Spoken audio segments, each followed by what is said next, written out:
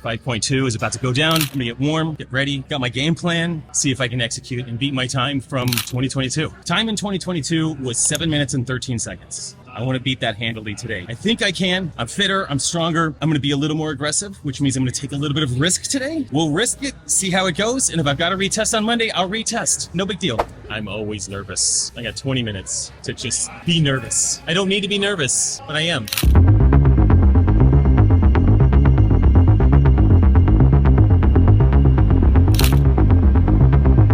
Buckle up. Relentlessness isn't a talent, it's a choice. At Boulder Athlete, we salute the grit it takes to chase your goals until they're in your grasp. No matter the obstacle, you adapt, push forward, and refuse to settle. From minimalist workouts to advanced competitive programs, we give you the tools to stay hungry and stay ready. Because when you're relentless in your pursuit, every challenge is just another chance to break through your limits. Boulder Athlete, grit forged through purpose-driven training.